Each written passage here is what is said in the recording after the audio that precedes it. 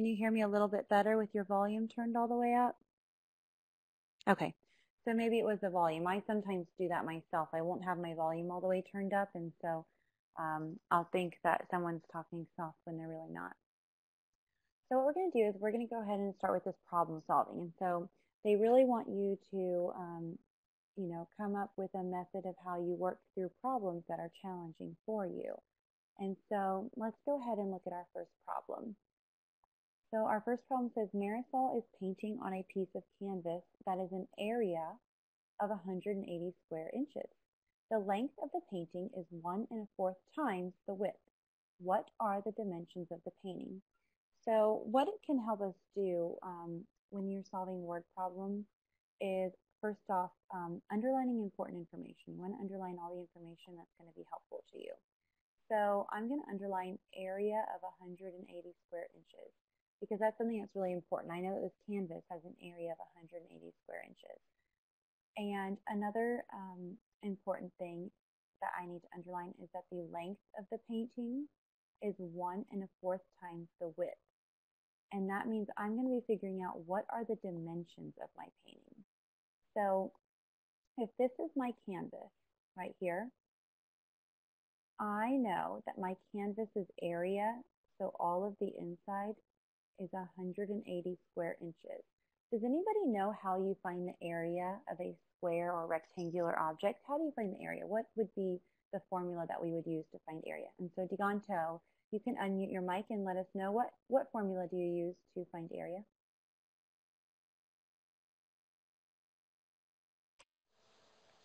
You use the formula of length times width. Yes, perfect. So length times width equals area. And so what I've done here is I've abbreviated them just to the first letter of each one. So I have L times W equals area. So I know for this problem that my length times my width equals 180. That means when I multiply those two numbers together, I'm going to get 180. Now, there is something that's really important in my problem that I've also underlined. It says the length of the painting is 1 1/4 times the width. That means that my length, when I multiply it times 1 1/4, sorry, let me erase that really quick if I can get this done. So it says my length of the painting is 1 1/4 times the width. That means if I were to take my width and I multiply it by 1 1/4, I'm going to get my length because my length is longer than my width. I'm just going to write this up here next to it. So what I get is that when I multiply my length times my width, it's going to equal 180. But I know that it can't just be any numbers that I multiply together that equal 180. I know that my length has to be 1 1/4 times my width. Hey Trey, thanks for joining us today. So you want to start off with some numbers that you know when you multiply them together that you get 180. That's an easy way to start. So can anyone, and you guys can type in the chat box, for those of you who maybe haven't solved this problem, what two numbers can I multiply and get 180? So just start typing in the chat box any numbers that you know of. When you multiply them together, you get 180. And I see that you guys are fastly typing away. So Erica did 10 times 18, Jared did 12 times 15, Diganto did 3 times 60, Kristen did 90 times 2,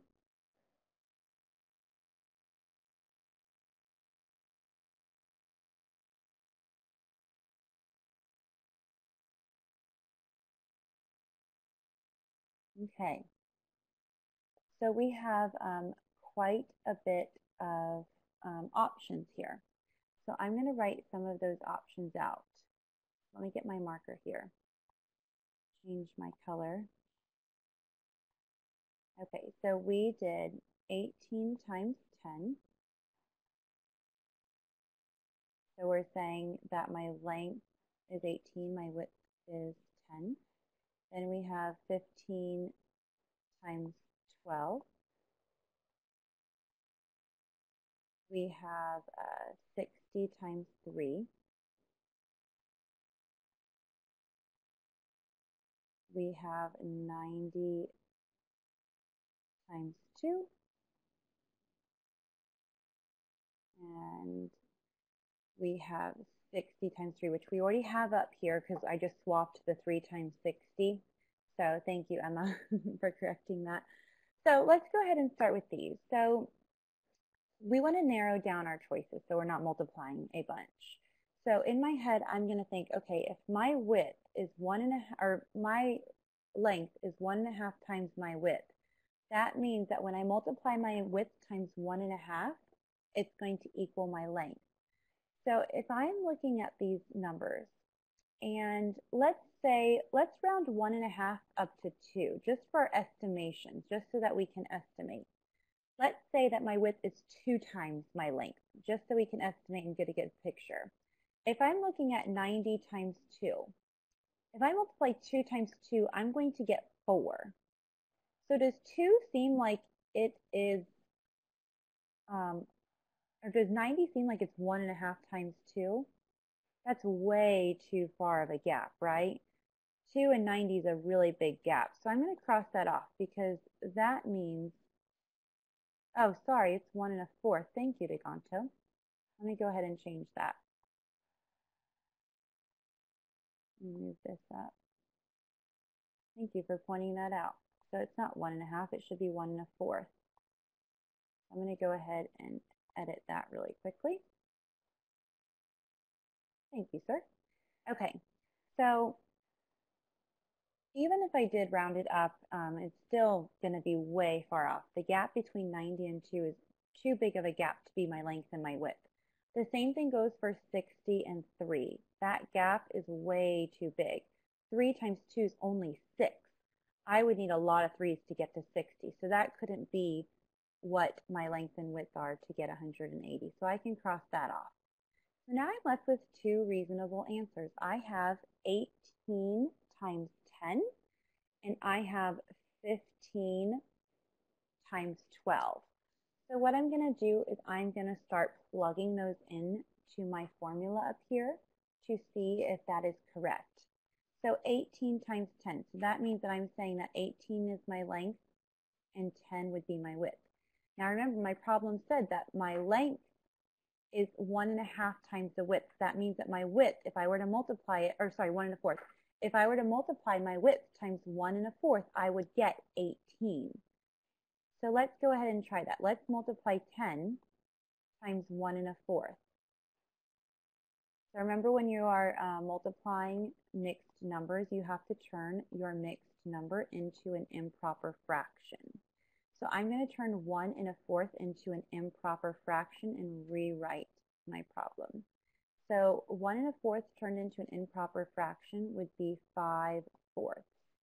So now what I need to do is I need to go ahead and multiply. And remember, you just pretend like 10 is over 1. So I multiply across the top. So 10 times 5 is 50. And 4 times 1 is 4. So I have 50 over 4. I need to turn this back into a mixed number. Now, if you can see, 50 divided by 4, I'm going to go ahead and put that down here and write it out because we always want to show all of our work just in case we make a mistake or need to go back and double check it. So 4 can go into 5 one time. So 1 times 4 is 4. And then I need to subtract and then bring down my 0.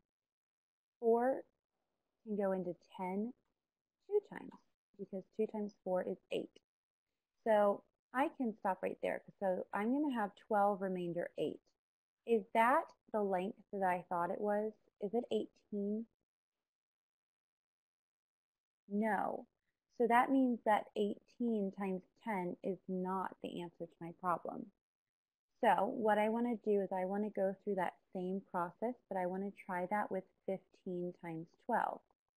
I'm going to go ahead and erase what I just did so that we can use that space to multiply out my next try. So what I'm going to do now is I'm going to do the same thing, but I'm going to be doing 15 times 12. So what I'm saying is that 15 times 12 is going to equal 180. So I know that it equals 180, but the trick is I need to see is 15 1 1/4 times 12. So I'm going to take my 12 and I'm going to multiply it times 1 1/4. And I had already discovered that 1 1/4 is 5/4 when you write it out into an improper fraction. So I need to multiply 12 times 5. Well, 5 times 2 is 10. Try my 1. 5 times 1 is 5, plus 1 is 60. And then I have 4 on the bottom. So I need to turn this back into a mixed number or a whole number and see if it's 15. So I need to divide. So 60 divided by 4. So 4 goes into 6 one time. That's going to be 4. And then I'm going to subtract 20. 4 goes into 20 5 times. 4 times 5 is 20. And I'm left with no remainder. So as you can see, I got 15. So 64th is 15. So 15 times 12 are the dimensions of my canvas. So do you guys see how it's possible to do this? You just have to do a little problem solving and a little bit of thinking. It's not the way you're used to doing math because we're used to being told exactly what steps to do. So in this type of lesson, you guys were given the information of how to find area. You were given the information of how to multiply mixed numbers and turn them into improper fractions and back again. And so you had to take all of those skills and put them together and try it out on this assignment. So that is how you would solve number 2. Do I have any questions about number 2 before I move on to number 3?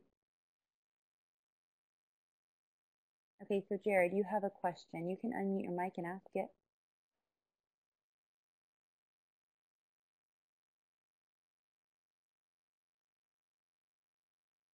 Okay. Haley, you can unmute your mic and ask it. And I know, Haley, that you are not 100% caught up to us in math, so this might be very new to you.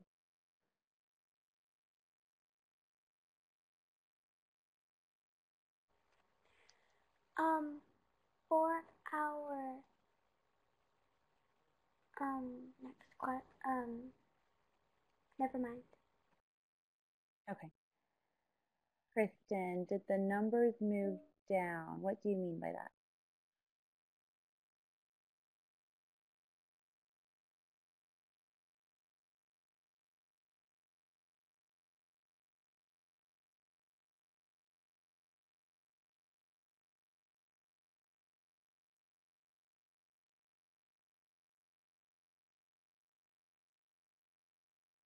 Kristen, you can unmute your mic too so you don't have to type. Oh, some of my writing is not visible. I don't know why it would do that. I'm not sure why it's not visible. Were you able to see it as I was working out the problem? Okay, so as long as you see it as I'm working out the problem, that's okay. If it's after, this is going to be recorded, so you can always watch the recording, but hopefully you can see them now. I think sometimes when I'm using the marker tool, sometimes it'll mark them out. So let me go ahead and erase all of the information that I did for number 2. And then I'm going to go ahead and solve number 3 with you guys.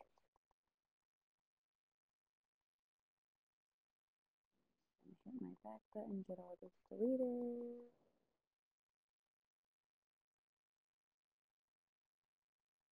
Okay, so let's look at number 3. It's the same type of problem, and we're going to use the same problem-solving process. We're going to work our way through it, draw a diagram, and write out any of the formulas that we know. So as I'm looking at number 3, it says a small plane is flying a banner in the shape of a rectangle. The area of the banner is 144 square feet. The width of the banner is 1/4 the length of the banner. What are the dimensions of the banner? So the first thing that I need to do is I need to underline any important information. So who can tell me, and you can raise your hand and then I'm going to let you unmute your mic. Who can tell me what some of the important information is that I need to underline in number 3? So Jared, can you give me one piece of important information that I need to underline? Just one.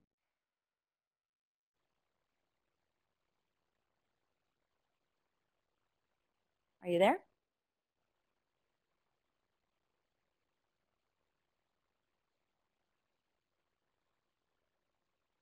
Oh, okay. I'm not sure why it's not turning on. That's really weird. Let's go ahead. I'll let you try and figure that out, Jared. See if you can play with it a little bit, and then maybe I can have you do one on number 4. Kristen, can you go ahead and tell me one piece of important information? The area of the banner is 144 square feet. Yes, that is important information to know what the area is. Okay, and then Emma, can you go ahead and tell me what another piece of important information I need to underline is? The width of the banner is 1/4 the length of the banner. Yes, and Jared, I just saw your comment, so you and Kristen agree on that. Yes, very good. Does anyone else see anything? I'm going to take off your hands. Does anyone else see any other important information that I need to underline? If you do, raise your hand. Anything else that's really important? Diganto? What do you see that I need to underline that's also important? I want to know the dimensions of the banner. Yes, so we need to underline what do we need to answer. We need to answer what are the dimensions of the banner, and that means what are the length and width of the banner. Anybody else have anything else that's in there that might be important? Emma?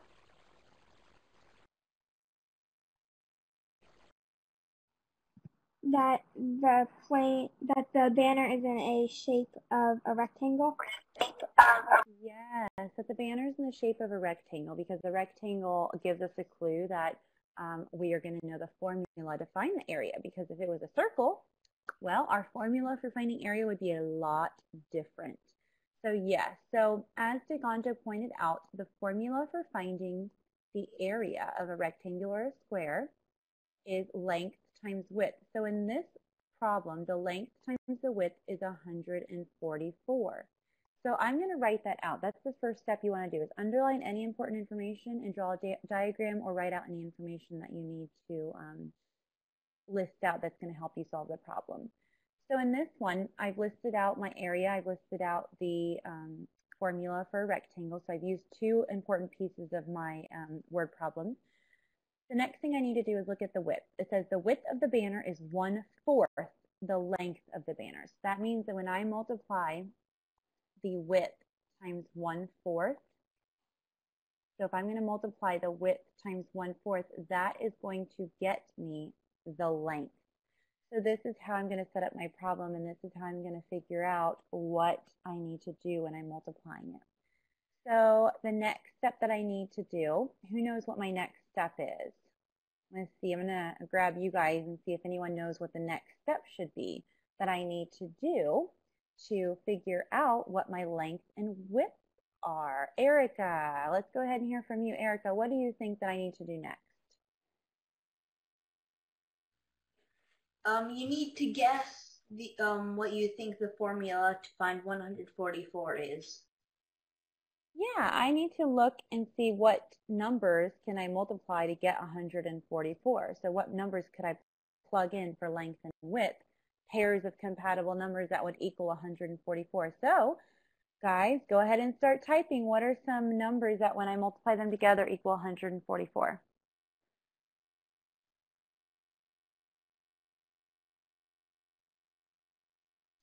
I have 6 times 24.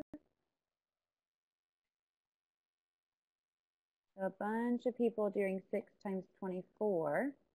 Any other? Oh, 72 times 2.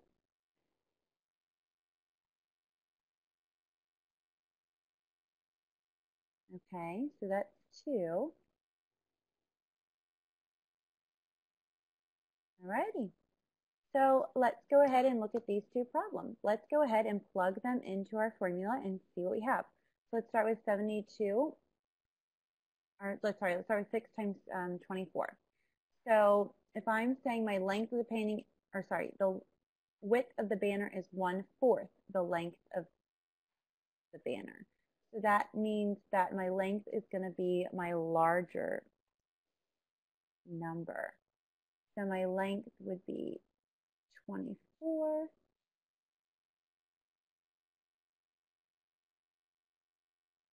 And my width would be 6. So in this case, what it's saying, and I wrote this wrong. I shouldn't have written this like this. Let me retract, guys. So what I need to figure out is, let me take this off and explain this back. Erase and erase. So what our word problem is saying is that the width of the banner is 1/4 the length of the banner. So that means when you multiply the length of the banner times 1/4, then you're going to get 1/6. So I needed to switch my 1/4 over by my length, because when I'm multiplying my length times 1/4, that's going to give me my width. So if we're going to say our length is 24 and our width is 6, let's see if that stands up. So let's do 24 times 1/4. So I don't have to change it into a fraction because it's already there. I can just go ahead and multiply.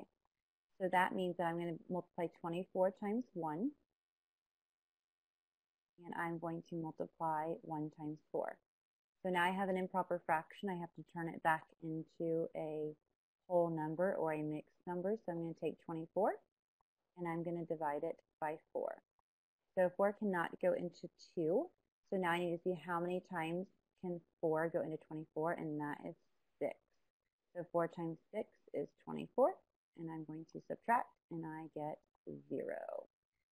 So when I multiplied 24 times 1/4, I got 6. So what that means is that my length and width is 24 times 6. So we got it on our first try. If we were to have multiplied 72 times 1/4, we would not have gotten 2. Those numbers are too far apart for it to be our length and width for this problem. Do I have any questions about number 3? About the process of how to find it, how to solve it?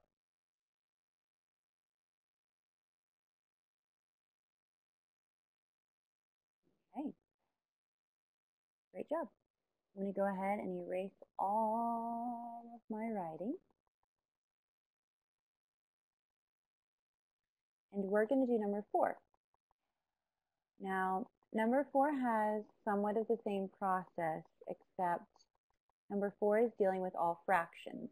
Now, when we're multiplying fractions together, we don't necessarily know the fractions factors. We don't know those in our head like we do factors of whole numbers. So when you're dealing with the fractions, it's a little bit different. And I'm going to show you the process of how you can work your way through that. So who would like to, I'm going to read number 4, and then I'm going to have you guys tell me what some important information are. An artificial lake is in the shape of a rectangle and has an area of 9/20 square mile. The width of the lake is 1/5 the length of the lake. What are the dimensions of the lake? So, oh my goodness, you guys are really quick. All right, Amanda or Alex, I see that one of you have raised your hand. Who wants to give me some important information to underline? An artificial lake is the shape of It's in the shape of a rectangle. Yes, it's in the shape of a rectangle because that rectangle is going to tell us what type of volume formula we want to use. Great job. All righty, and then Trace, you have an answer. Trace, what's another piece of important information that we could underline?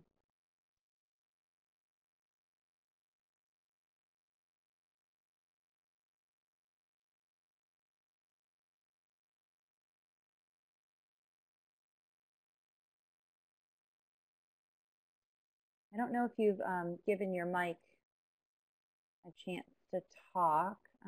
See if you can work that out, Trace, and then I'll come back to you. Haley, you want to go ahead and give us a piece of important information?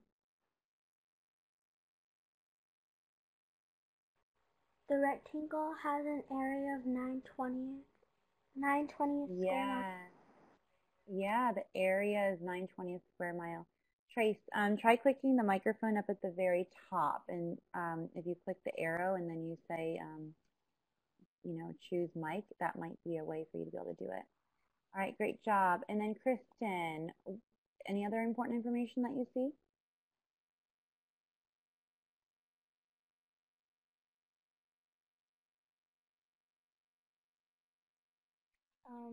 The lake is 1/5 the length of the width of the lake is 1/5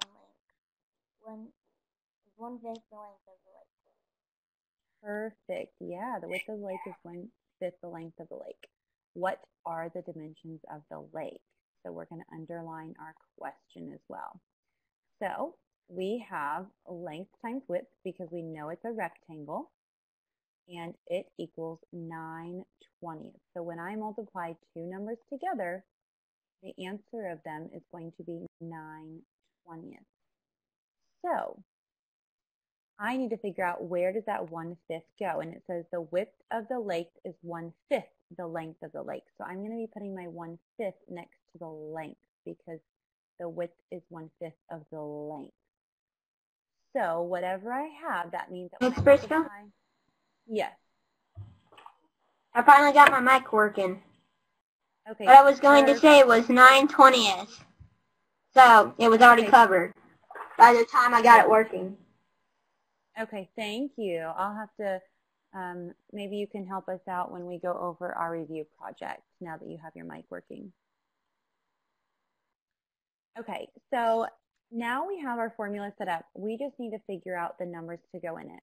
Now, we are not very proficient at multiplying fractions and knowing what the product is going to be off the top of our head. We can't do it in our head like we can when using mental math for whole numbers. So an easy way that you want to do is you just want to start with benchmark fractions. And so does anybody remember what benchmark fractions are? Who remembers what benchmark fractions are? Okay, DeGanto, do you want to tell us what benchmark fractions are? Benchmark fractions are sort of the basic fractions. They're like 1/2 and things like that. Things that are easy to. Yeah, they're things that are they're kind of like compatible numbers or numbers that you can easily estimate in your head. And we used benchmark numbers when we estimated. So whole numbers like 1, 2, 3, 4, and 5 are all benchmark fractions, as well as 1/2 and 3/4. So when you're working with these types of problems, it's easy to start with a benchmark number like 1/2. You can easily start with stuff like that. So let's go ahead and start with a benchmark fraction. So let's go ahead and say that, let's start with 1/2. So I'm going to say that my length is 1/2. So that means that if my length were 1/2, so I'm going to create a little T-chart here. And this is how you want to do it when you have your fractions. And you can do it the same way when you're doing whole numbers too. So if I have my length 1/2, that means that when I multiply 1/2 times 1/5, I'm going to get my width. So let me go ahead and multiply 1/5 times 1/2. All I'm doing is plugging 1/2 up into my formula. So when I multiply those together, I get 1/10. So that means that if my length is 1/2, my width is 1/10. So if I were to multiply 1/2 times 1/10, I would get 2/20. Does that come close to 9/20? No. It's a lot smaller than 9/20, right? Because 2 out of 20 is smaller than 9 out of 20. So 1/2 is not my length, so I can cross that off.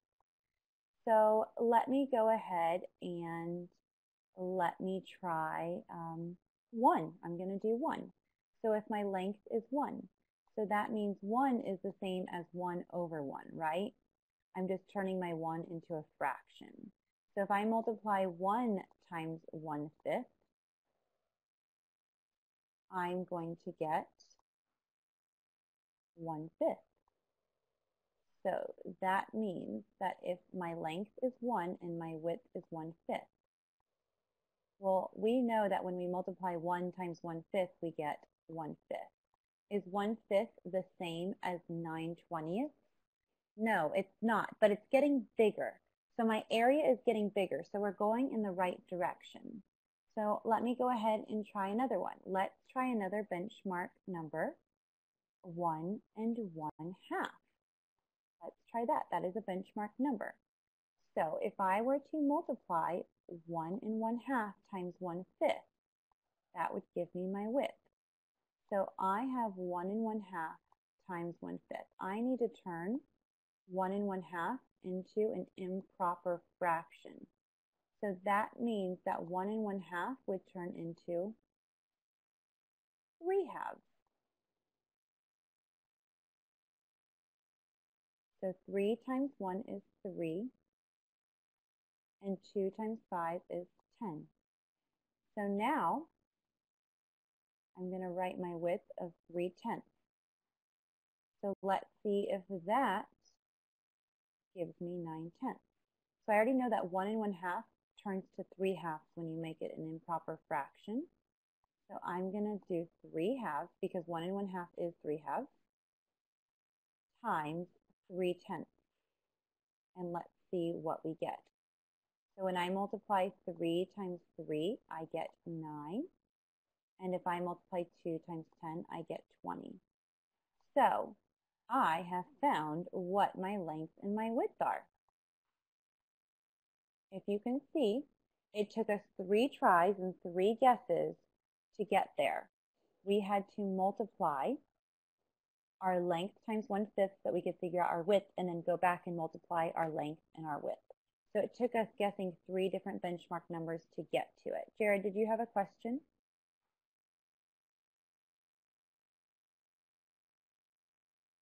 Okay. Haley, I know you're a little confused, but I think it's because you aren't up to this section in math, are you? Are you still back at the adding and subtracting fractions?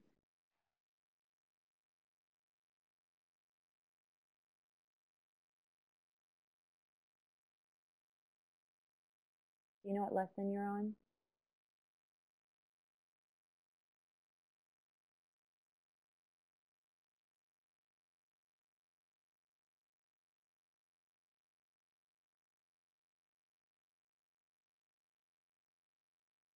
Okay. So that might be why this is a little confusing. So what I'm going to do, Haley, since you're not here yet, I think so you don't get more confused, you and I can work one-on-one tomorrow on where you are in math. And then when you come to this section, we can review it again. How does that sound?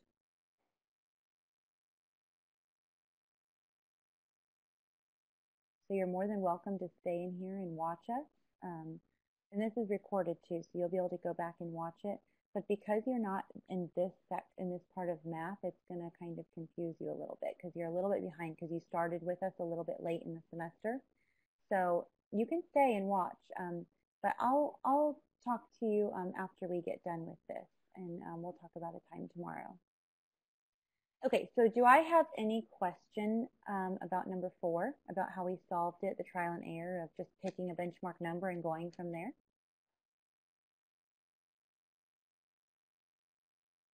All right, great job, guys. So, Gonto, did you have a question?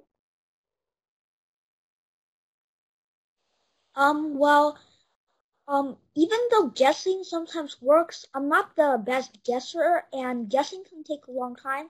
Is there maybe a type of alternative method that maybe I'll learn later on that I can use for this? There is. So like I said in the beginning, you're going to learn how to evaluate the expression like you see up here. There's a way that you can narrow down an expression like this, but it's not something that we learn in 5th grade. And because we have to learn to work through problems that are hard, and we have to do a little bit of trial and error sometimes, this is really preparing you for that, because in school your teachers are always guiding you. But when you get out into the real world, and say scientists and doctors and businessmen, they're not always given the answers. They have to search for them. They have to work at them and do trial and error. The reason we do science fair projects is because people don't know the answer. You have to work through it and do different things and try and figure out what works. So this is kind of an example of that. This is an example of, you have the tools to be able to do all of this math. You just have to put them together and do a little bit of trial and error. And so we were guessing, but we were making educated guesses because we knew that 1/2 created an area that was smaller than the area that we wanted. So then we just kept bumping up our length. We made it larger and larger until we got to the area that we wanted. Does that make sense, Diganto? Yes, it does. Thank you. Okay, no problem. So what I'm going to do, guys, I'm going to stop sharing this screen, and I'm going to pull up the math project that you guys are going to be working on this week for math. Now, this is your end of unit, the end of the multiplication of fractions unit that you're going to be working on. And it might take a little while to load. So I figured I would walk through it with you and kind of show you the directions of what you're going to need to do. And then we're going to solve some problems so you guys can get a little bit of a head start on it with me before we start. So before we start this project, does anyone have any questions so far? Did that help you, what I just showed you with the problem solving? Were you guys able to understand it a little better and feel like maybe you could go back and check your math work and do numbers 1 and 2 on the back?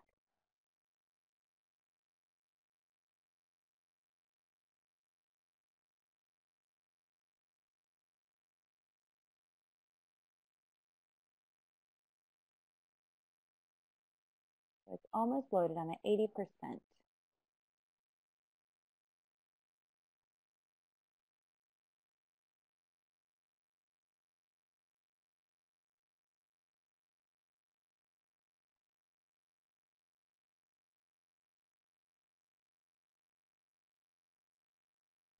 So Jared, I see that you need some help on number 5. I'll talk with you when the Adobe Connect is over and we'll go over that. I'll pull it back up after we go over this project.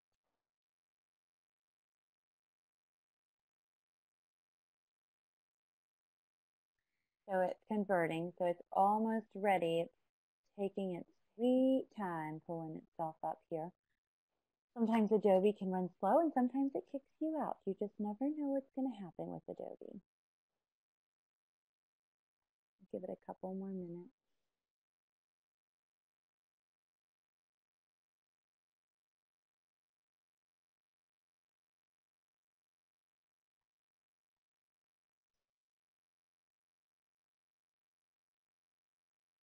Great, Emma. Thank you for letting me know. I'm glad that it helped.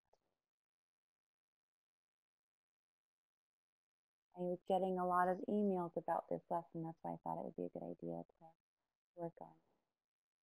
No, Trace, I don't, because when it kicks me out, it restarts my computer, and then it takes me a good 10 minutes to get back in while you guys are sitting in the classroom waiting on me, wondering where I went. So it's still converting. Let me give it a couple more Miss Briscoe? Yes, sir. when you did leave lunch, I was the one to say it. I said, "Hey guys, are you wondering where Miss Briscoe just went?" Yeah. Oh, yeah. Emma, what's your question, honey? Well, me and my mom were wondering if there was geometry on the FSA math test, and if we're going to do geometry this semester. Yes. So after we get done with dividing fractions, which is this week and next week, we start the geometry part of our math, and that's the last unit we have before FSA. So we will be finished with it before FSA. Okay, thank you. Thank you to Gonto. It's a fun class. We have a lot of really fun students in it, and I'm glad that you guys are all in our class. So this is your fractions mini project that you guys are going to have to work on for the next couple of days. It's due on Wednesday. So you have tomorrow and Wednesday to work on it, 2 full days. And then Friday, there is something else for you to work on in math. We're starting a new chapter. So these are the standards that we have for 5th grade. I added those in there so you and your learning guides could see them. And the project is called Build for Barks. So what you guys are doing is you're building a doghouse for a new puppy. So this happens all the time in real life. People have to learn how to build things and look up the dimensions and do the multiplication for it. Multiplying and multiplying fractions is an everyday life. It happens all the time. It happens in cooking. It happens for engineers. It happens for doctors. It happens for scientists. Hey, it even happens for teachers because I need to know how to multiply fractions so I can teach you guys. So it's going to happen in all different types of real world jobs and real world settings. So Build for Barks is a fun real life type of assessment. It's a way for you guys to show me what you know and for you to have fun doing it. And so your Barks, Build for Barks is a couple pages long, and there's a couple different problems on each of the pages that you guys are going to have to work through. So you're going to have to read directions and really follow them carefully to make sure that you do the math correct. This is kind of like your math test. So you're going to have to really take your time and make sure you're doing everything correct. When you get done with it, there's this thing right here that says Build for Barks, a real world fraction menu project, and it says optional building task. So what I said in the directions for the project is that I would give you extra 5 extra points if you would actually build a model doghouse. So what it does is it walks you through step by steps, and what you can use is you can use cardboard. You don't have to use wood if you don't want to. But it walks you step through step on how to build it. So if you build it, you could even decorate it. You could get up to 5 extra points, depending on, the quality of your work. Now, 5 points could be the difference of a letter grade. Miss Briscoe? Yes, Trace. It keeps kicking me out.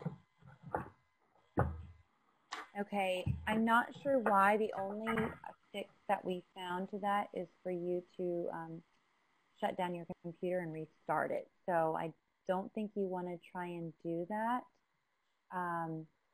But should I? I mean, I would. I don't mind.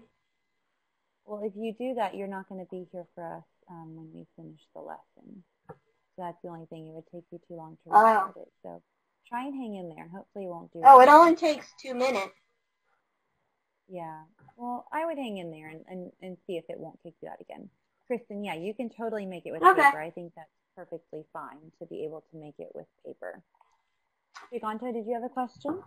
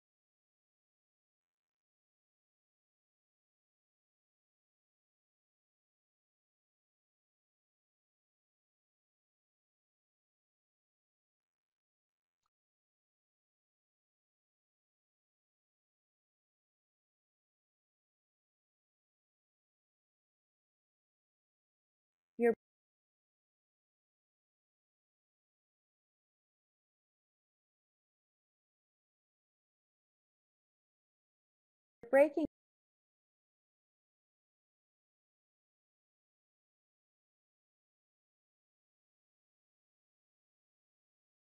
up a little,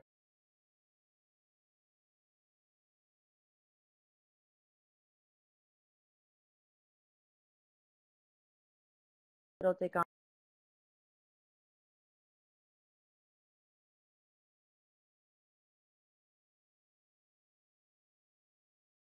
on to. I didn't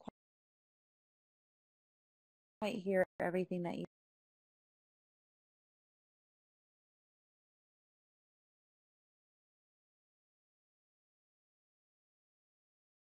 said.